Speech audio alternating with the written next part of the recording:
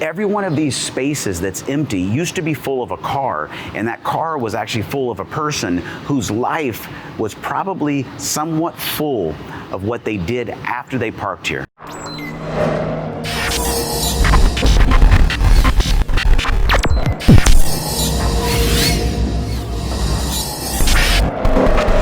You know, I look around this parking garage and it used to be full, and I mean packed full. I would drive here every day for work, and sometimes I'd have to go all the way to the 4th floor just to find a parking spot.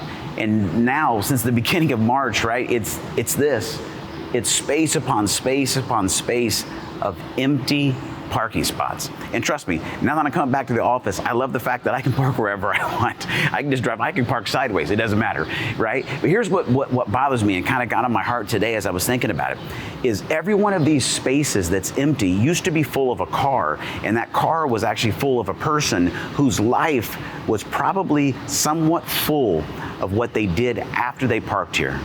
They got up from their house, they drove here, they tried to find their favorite spot, they went into the office, they knocked out 8 hours in the office, got back home, and you know, and so much of our identity and even our sense of worth or self-value comes from what we do.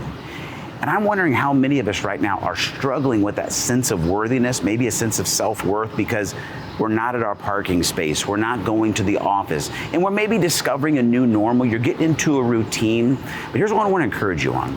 If maybe you're still stuck in the middle there somewhere, and you're longing to come back and find the parking space and fill your life up with the job that you used to have, maybe this is actually an opportunity to stop and look at the time that you've gotten back in your life. You're not driving to and from the office. You're not walking in from the office. You're maybe grabbing 15 minutes, maybe even an hour of your life back that you used to invest into driving to and parking in a space like this. What are you filling your life up with now that's actually allowing you to move closer into who God's created you to be?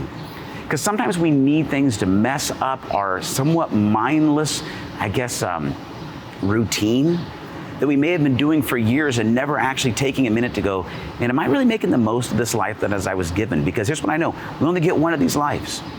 And so I want to encourage you today is to take this time and re-look at your routine and see how can you start adding more value to who you are and who God's created you to be. Maybe it's a new podcast, maybe it's a new book, maybe it's going for a walk and thinking and praying and listening for God to guide and direct your life. I don't know what it is for you, but I want to encourage you with this today.